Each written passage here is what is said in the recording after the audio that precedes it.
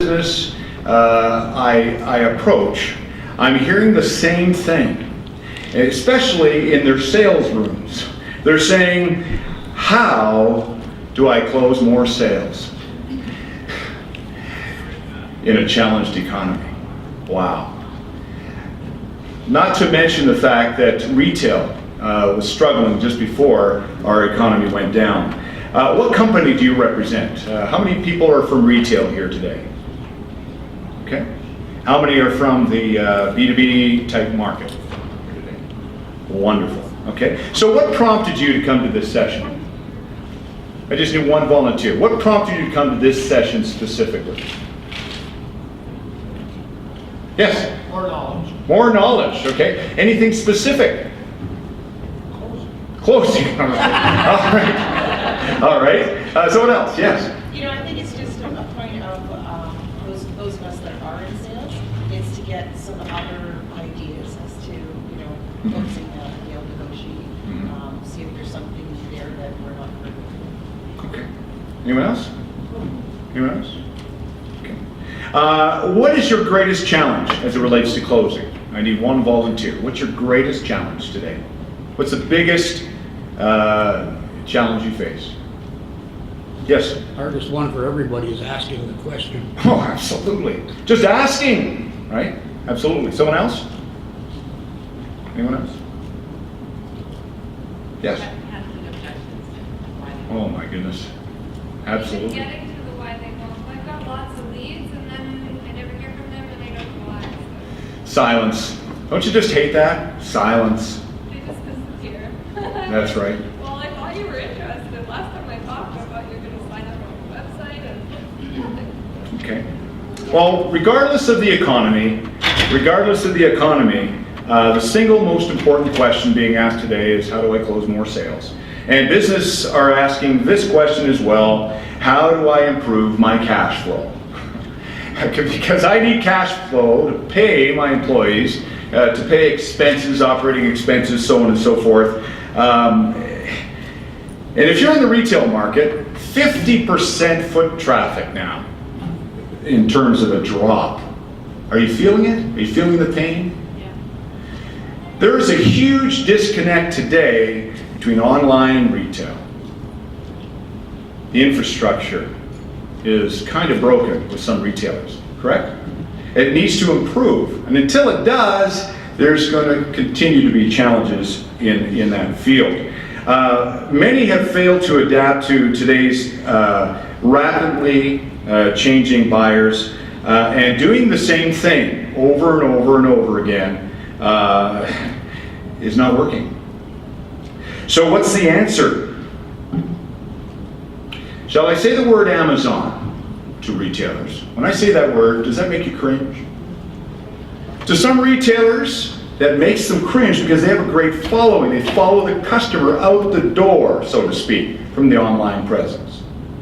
What is your customer service like? Can your consumer buy online your product, yes or no? If they can, wonderful. What would prompt them to come into your brick and mortar outlet?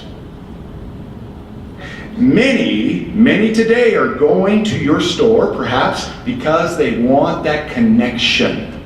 They want to get to know the product better. They want to understand the services that you supply. They want that. This question is a difficult one to answer. Why? Because it depends on the situation. But there's no magic pill today. The fact of the matter is that people have money to spend. Are we agreed? People have money to spend. Okay. The empowered buyer is carefully scrutinizing what they spend. You agree with that statement? In the business that I'm in, it's not that clients don't want to give me money. It's that they're asking for more. What can you give me? They're taking a look at that ROI. Or before, they weren't paying as close attention to it. They expect a big return for what they spend. They're asking for more. And I mentioned this already, consumers who decide to darken the door of brick and mortar expect excellent customer service. That poses a challenge if you don't have the money to obtain or to get the best talent available, correct? What are the top reasons that people struggle to close? Anyone want to share that? What are the top reasons? Name one. I think they're just afraid to ask for the sale. Okay. They have a mindset that they can't afford it, they don't have the money, they don't maybe need it, they have this predisposed kind of like mindset. Right. And it's their own pile of poop. That's right. Right? And so the worst that they're going to say is what? No, and then you're where you were before you asked the question. So it's just a fear. How committed are they to your product? How committed are they to conveying value or leading the customer to realize value when they themselves do not understand clearly what the benefits are? Many salespeople sell features, right? They tend to sometimes talk about the benefits, but even talking about the benefit is not relevant unless it benefits the customer. Here are some of the top reasons why salespeople struggle to close. In the B2B market, they propose a solution too soon. In desperate times, people use desperate measures. I'm going to try to cut corners.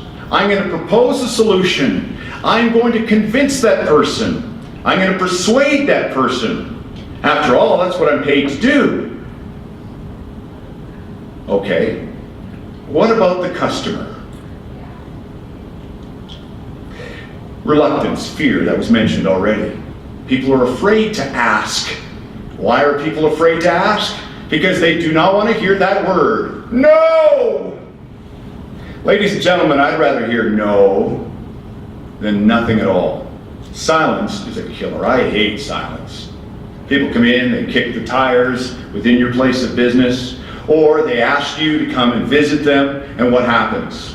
You share, you spend a lot of time with them, and they walk away in silence. What could you do differently to ensure that the relationship will grow? We'll talk about that in a moment. Price. Retailers, you're dealing with that issue, aren't you? Daily. I can get it cheaper online. Why would I come and see you, right? Decisions are more complex today. And there are naysayers within business today that, you know what, they've hired one committee after another to try to figure out whether it's the right solution to go with. And in the end, unfortunately, maybe after 2 or 3 or 4 months, they finally say, no. Wow, that is frustrating, isn't it? This was mentioned earlier, they don't ask. Another reason why salespeople struggle to close. They are not emotionally prepared. They may not believe in the product. If they don't believe in the product, perhaps they should not be working there, right? Are they engaged? We're talking about commitment today. How do you get a customer to commit? Ladies and gentlemen, are you, if you're a salesperson, are you committed? Are you committed to following a process to get your customer, connect with your customer, to identify what their needs are? Are you patient enough to work with them? Are you committed?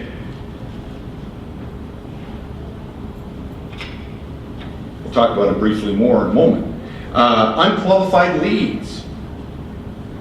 Many salespeople today are approaching clients that don't care. They're not interested in what you're talking about at all. So move on, find somebody else. There are many. The key is to qualify up front, to determine whether the customer is a good fit. The customer is a good fit, continue. Gaining a small little commitment from them up front as to what the next step is a key. Too many salespeople today are focused on the big C close because they've heard always be closing. How about always be gaining commitment?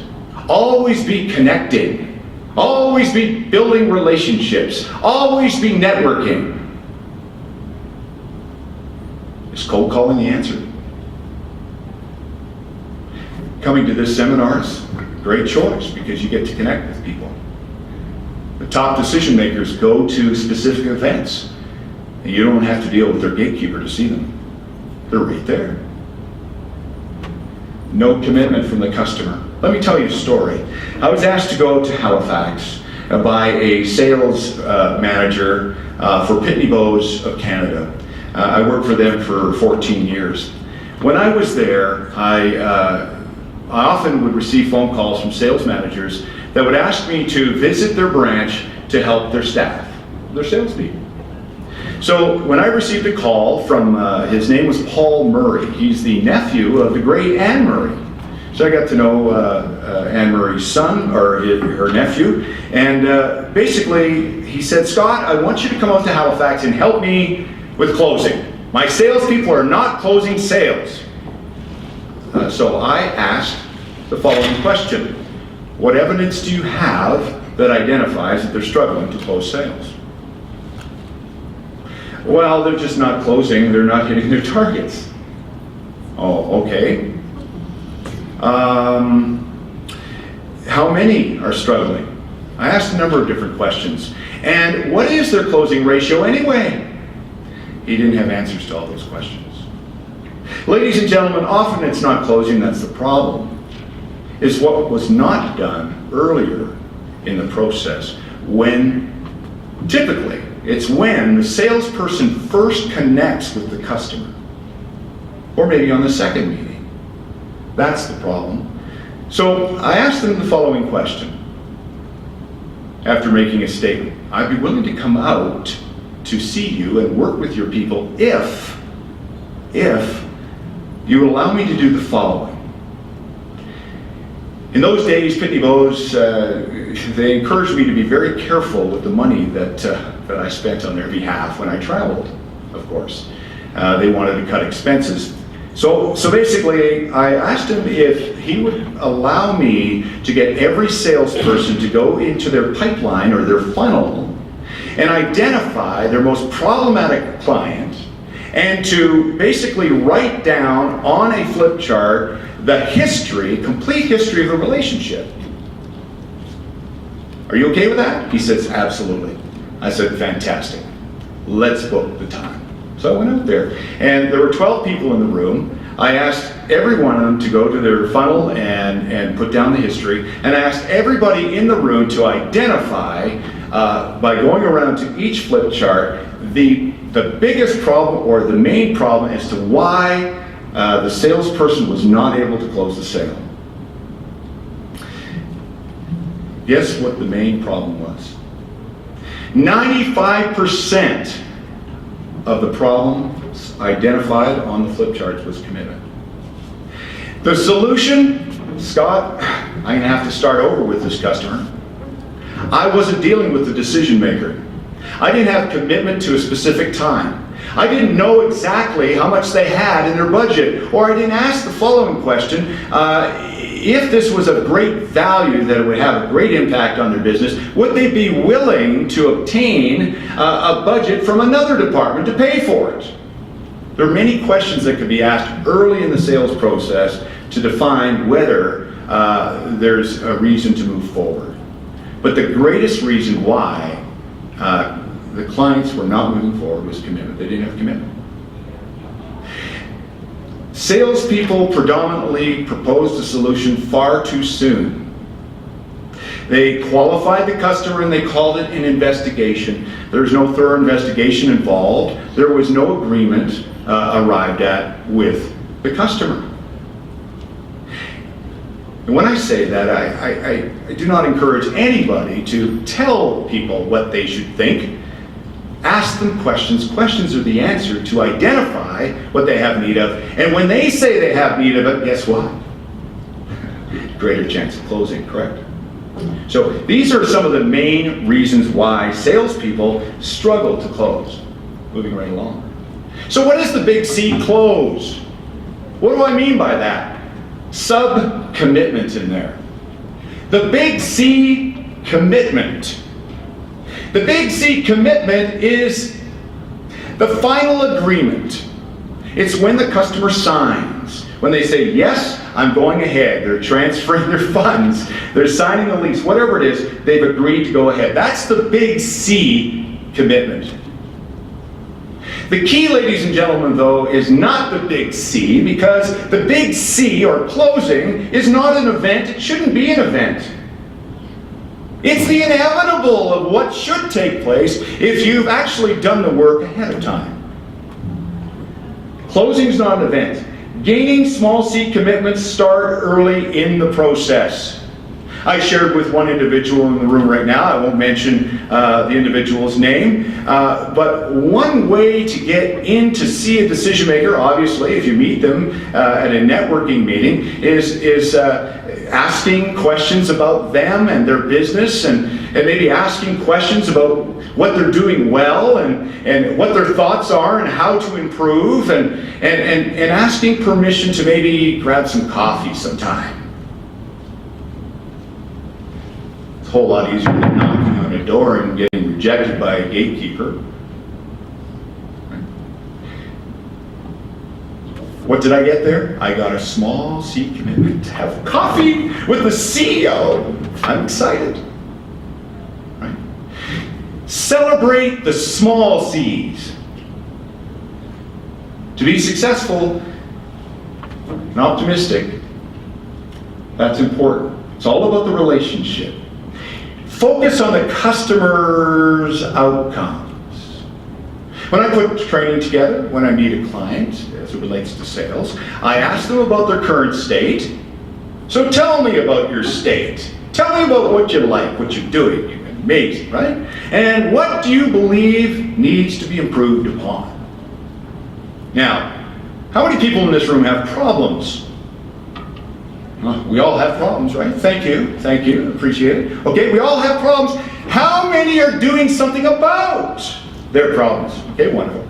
So some of us have like 50 problems, and we're not taking care of them all. Why? Because they're not hurting us enough, right? So just because someone says they have a problem doesn't mean they want to do anything about it. So when you're talking to them and you're asking questions, you should basically try to figure out if it's something they really need to deal with. And if it is, it substantiates, perhaps, commitment. It's all about the relationship. How many retail clerks are focused on building that relationship? How many of you like walking into a retail outlet and being pounced on? I hate it. I'm a social kind of butterfly. Sorry, I am. I love shopping. Doesn't mean I'm going to buy when I walk in the door. I'm inquisitive. I like looking around. I like checking things out. And I'm going to examine different things in different stores before I make the final purchase. That's the way I am. And guess what? I like it when a clerk gives me a little space when I first walk in the door. And qualifying for a clerk would be them kind of paying attention to where I'm going and what I'm looking at. And maybe trying to connect in a personal way with me first. It's all about, it should be all about me, shouldn't it? Rather than, hey, there's a big sale over here right now. Wait a minute, I'm not interested in that. Questions, ladies and gentlemen, are the key to being successful. So that's the big C, close, defined. What are the keys to closing? Well, focus on the customer. Make a plan, a purpose to actually find something that you can connect with to see if you can solve a problem. In many cases, business owners have tunnel vision and they may not know what the problem is. So you might have to ask insightful questions. How do you determine what questions to ask? In a B2B market, it's all about the preparation. Let me encourage you to go on the website, their website, Read the president's address. Read the chairman's statement. Read the value proposition. Whatever it is, find some evidence. What's working? If you were Sherlock, what's the greatest challenge? Now come up with a question. So whether you decide to call them or see them in person or ask the question in a networking environment, so be it. But the key here is to ask the right question at the right time to the right person. It's not rocket science.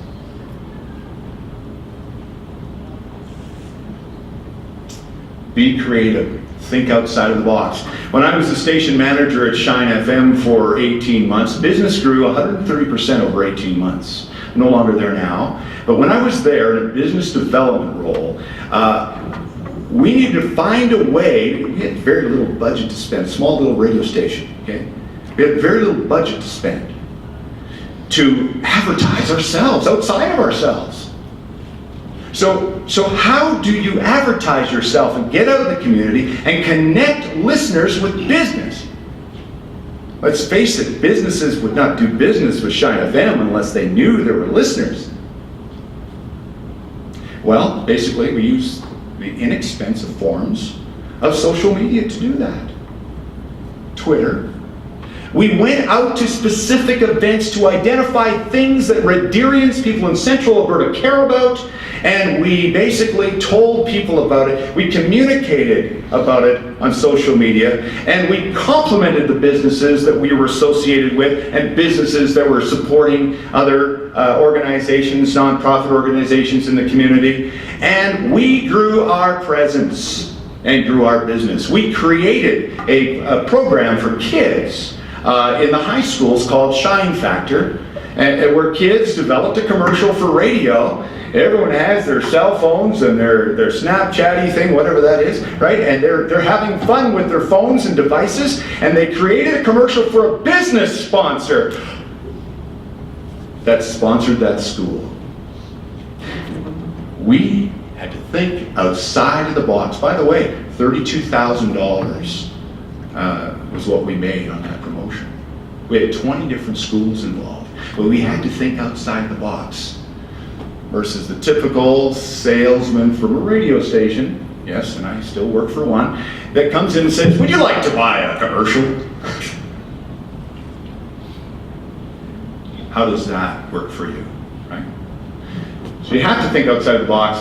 Position your solution to align with customer priorities and ask. Ask, I like what you said, right? Ask. People are afraid to ask. What are other keys to closing?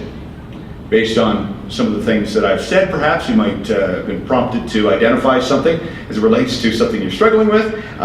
Anyone in the room? What are other keys to closing in your mind? Yes? I found in all my years of sales, the biggest mistake most salespeople make is not understanding which side of the conversation is the important one.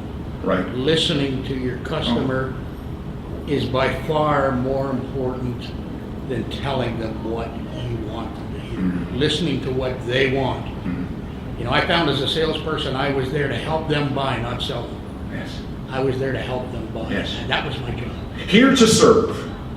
So I put at the end, for the company I work with now, here to serve. Here to serve the customer. That's it. Do you know what? There are many customers that don't want to be served. You know what the greatest challenge is today? There are a number of customers that basically say, hey Scott, listen, I already know what I want. I've already done the research. They're already ready for me to present and pitch because they've commoditized my product. They've commoditized my service. Now what?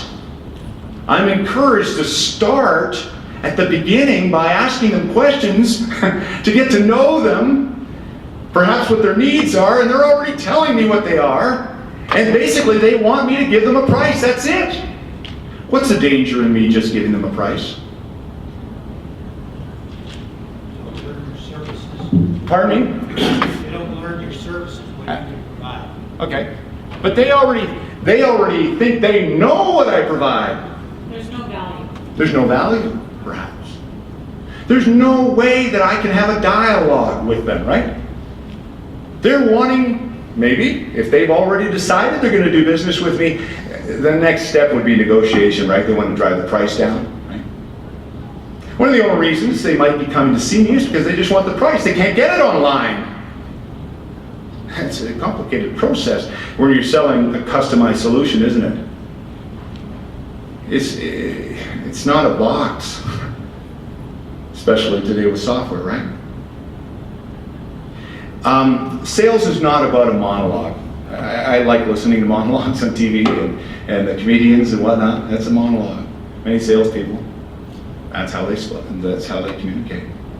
No, it's about dialogue. Dialogue throughout the process. So if I'm approached by a customer who says, hey, I want a price. Hey, I want a price on that product and I don't want to meet with you. I don't want to spend time with you. Would you continue with? How would you deal with that situation?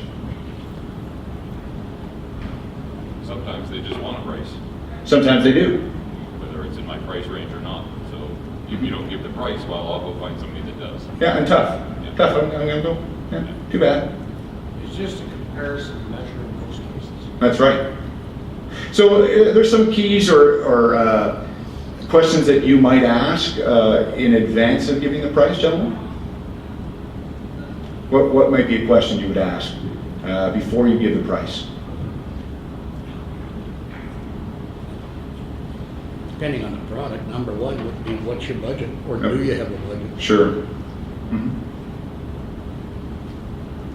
I would ask them why they're looking for that. Yes. Why this product? Why are you considering this one? Right? So by doing that, you're focusing on them, right? You're trying to get to know them. In a way, what you're doing is subtly qualifying them. Are they thinking clearly? No. I would also ask a question as it relates to my strength. They don't need to know that. But the service might be, I work for the #1 organization with the greatest service. I might ask them a question as it relates to service. How important is that to you? And in a different format, I might ask the question to get to know that. And I would like to perhaps build value, right? If my price is going to be higher, I have to substantiate that. So I need to know more information from the customer. And the more questions you can ask ahead of time, the better. So the key in the B2B market, when people are spending a lot of money, the recommendation that we give typically is that you need to start over. Okay? You need to get to know the customer. Okay? Office equipment industry, for example. Who are you currently using? Why are you using them? Oh, you've been using them for 20 years. Oh, okay. So why are you looking? I just want to compare, right? You just ask questions to get to know them, right? And find out more than you know. Find out when they're making the decision. Hey, they're asking you for a price. Do you think you have the right to ask that question? Okay, therein lies the challenge. If you don't ask that question, you might be in trouble, right?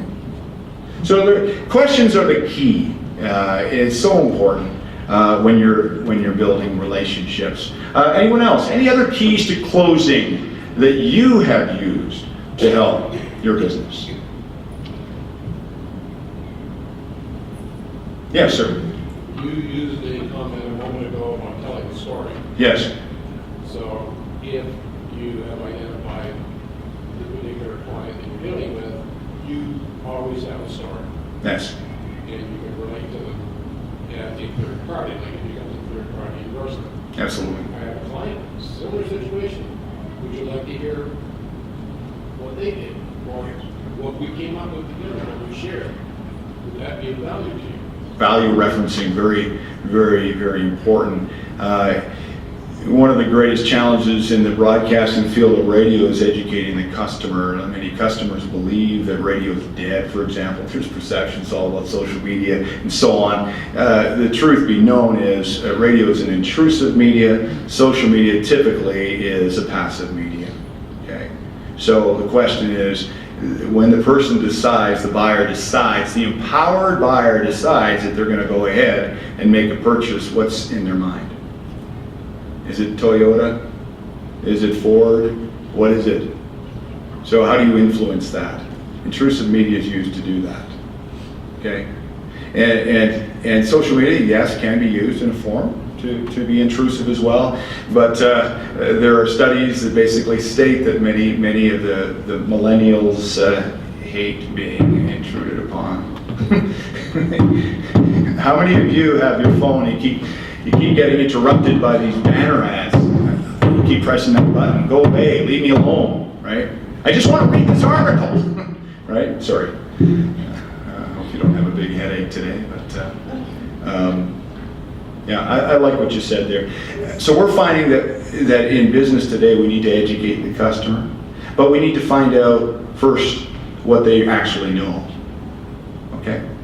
And that's how I like to conduct training as well. That's not the format of today's session. I like to walk in the door and ask questions as it relates to the topic to establish relevance, okay?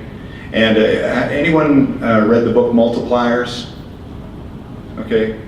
Well, I could walk in and say I have 30 years experience on a subject, but I can walk in the room and there might be 150 years experience in that room.